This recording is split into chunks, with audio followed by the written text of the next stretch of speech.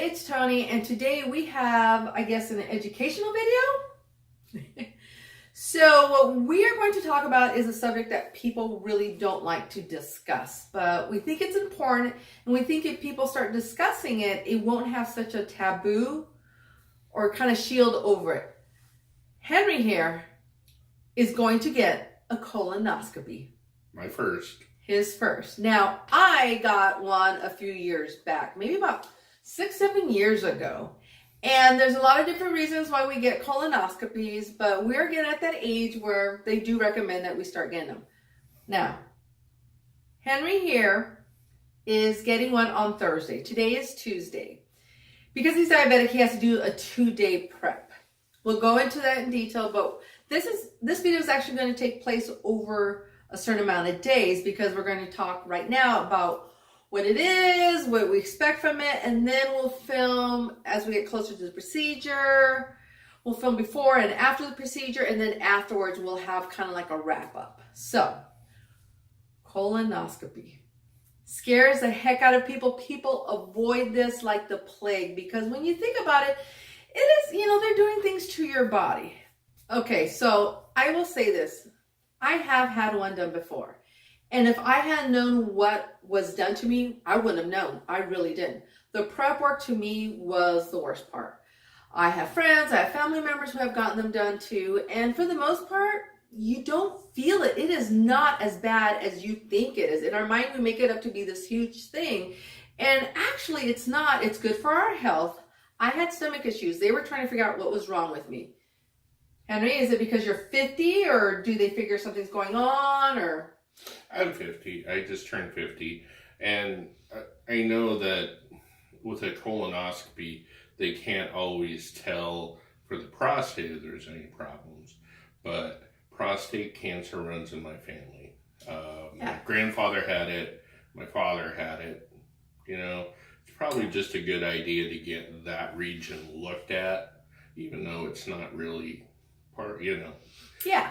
Exactly. And it is an important test to get because, God forbid, there was something wrong with Henry. As we know with cancer, early detection is key. The earlier you catch something, especially nowadays, cancer is not the sentence that, back in the past, if you got cancer, there was nothing they could do for you. Now, especially if we catch it early, they can do things. It is beatable in a lot of cases. So early detection is key. Once again, he's 50, I'm 49. We are at the point where this happens more and more. Now, because he's diabetic, he has to do a 2-day prep. Usually what happens is the night before, you are given this jug that you fill up with water, a solution, you mix it up, and you start drinking it the day before. And I remember it tasted horrible. It tasted sickeningly sweet. I had an issue with it because you drink this huge jug. I mean, it's gigantic, and I threw it up at the very end. And I freaked out calling my doctor going, what do I do? I threw it up. And he told me to go buy something over the counter. Basically, you're cleaning yourself out.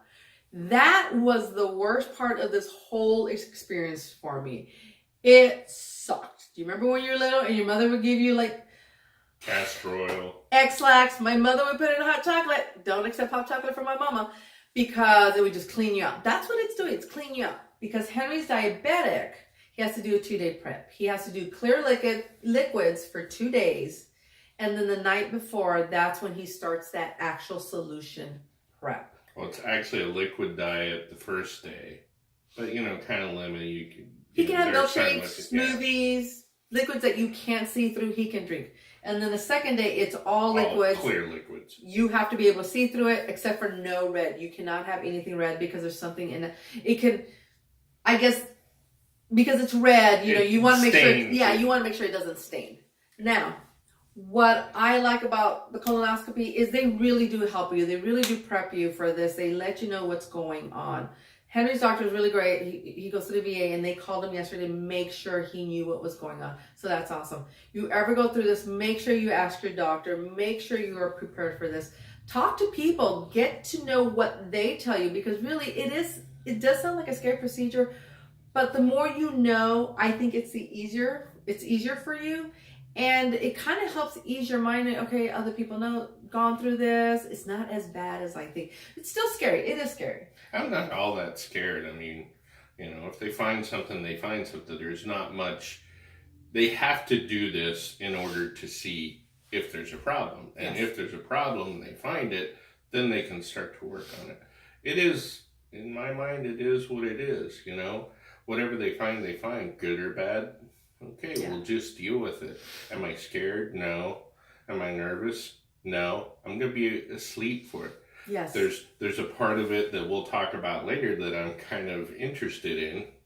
Now, this is the whole thing. You were asleep during this procedure. And a good doctor with the procedure, most of the times, you will not know what happened to you. I also had an upper GI. I wouldn't have known. If you hadn't told me and I woke up and asked me, what did you have done? I would not have known. The prep work is the hardest part, as you will find out. So, next couple days, liquid diet for Henry. At 12 noon tomorrow, he starts with the liquid. And things are going to be pretty crappy.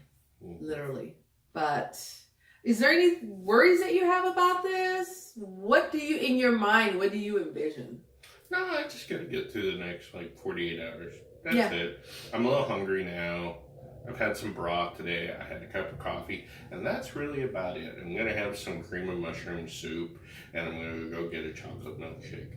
There you go. Pretty much, that's everything I'm going to eat today. Yeah. You know what? And I'm possibly thinking of kicking off keto after this. So I'm already starting 2 days into it, Oh, yeah. So let's see if I can just keep going. That'd be Maybe good. I can, maybe I can't, but I'm trying.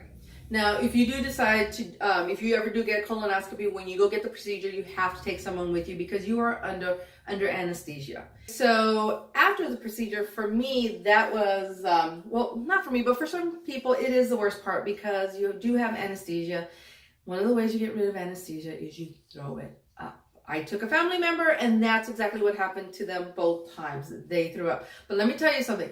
After they threw up, they felt so much better that they made me go take them to Denny's both times to go eat because you're starving because basically you didn't eat the day before or the day of the procedure. What Henry is looking forward to is if gas doesn't come out this way, gas comes out another way. That's what he's looking forward to. And I will record that and we will put that part on YouTube because I like farts. Farts are funny. He's a 16-year-old boy there. So we will record our whole process on this. Hopefully what I want you all to get out of this is it's not as scary as you think. It is totally doable.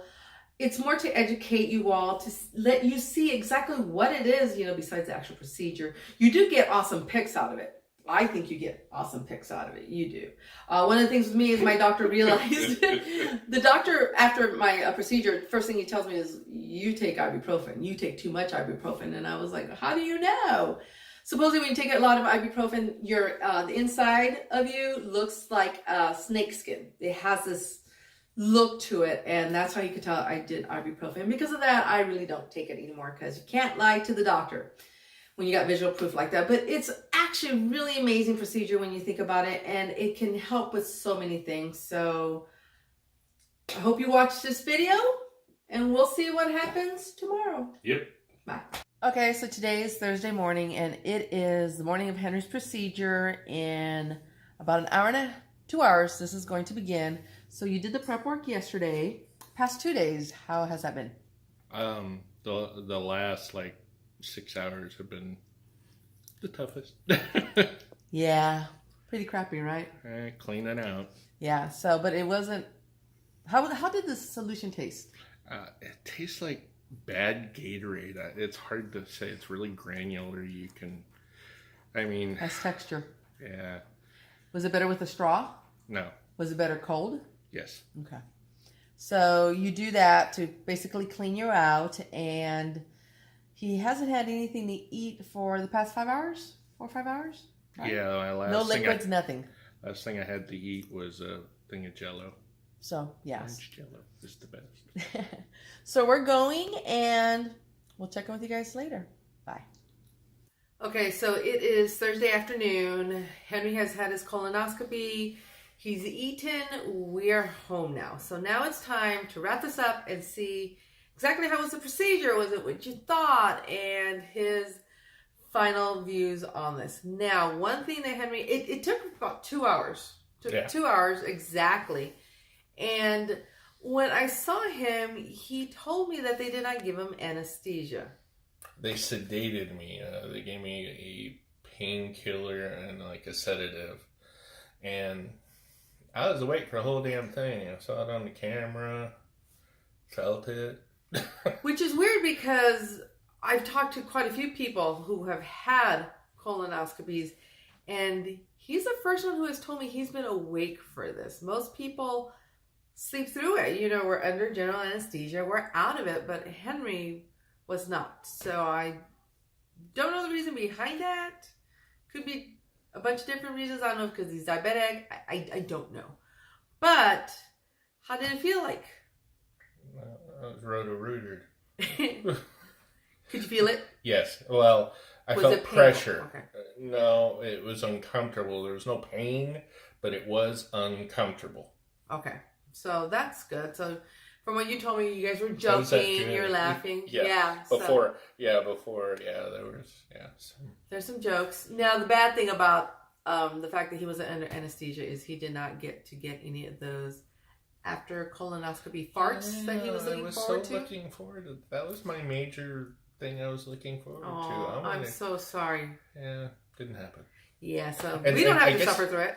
I guess the reason is they've switched. They used to use like nitrogen, but now they use CO2, which dissipates better. And yeah, I can see that because, you know, like I said, there's somebody that I used to take personally. They've got 2 of them, and they just threw up right afterwards. So I could see you kind of want to make she's that like, home. yeah, you know, a lot of people. I'm like,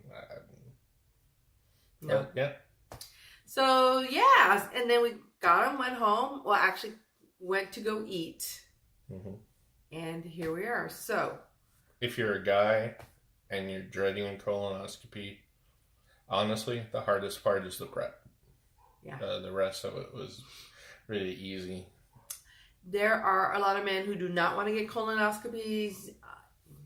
I figure, male machismo, don't go to the doctor, don't want to do this. Think of what they're doing. You know what, for your health.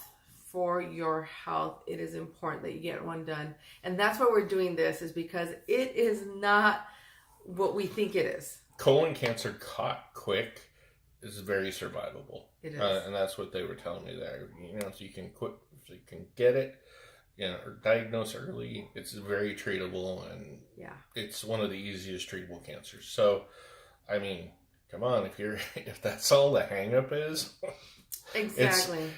Was it uncomfortable? Yes. Was it painful? No. And the prep, the cleaning out was the hardest part. So you go through 48 hours of uncomfortableness. Yeah. And the whole thing is, now that you know, the next time the doctor does bring up, okay, we need colonoscopy, there isn't that fear of, oh my God, you know what to expect. You know, it's maybe some discomfort, but it's not bad. Now, also, while they were in there, they took out some polyps. 5 polyps. Yeah, which is good, because I know when I had mine, they took out some polyps. I got pictures. Henry did not get pictures. Yeah, I was hoping for home video. So we could sit around and watch it. And usually they'll go and they'll take them off testing, and then within a couple of weeks, you'll get your results. In mine, they were able to tell me that I had the beginnings of an ulcer, so I knew to take care of myself to try and keep that from getting bigger. So we'll find out in 2 weeks. I will update down in the description bar what our findings, what our results are.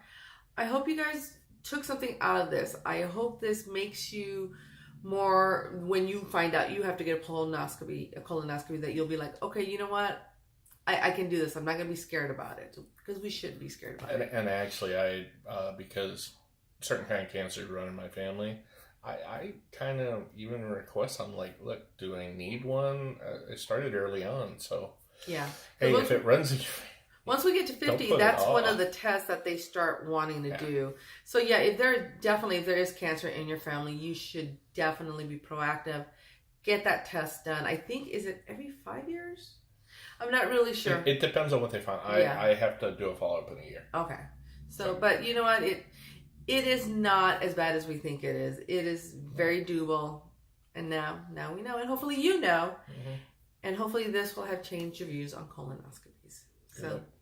thank you for being there, and we'll see you guys next time. Bye.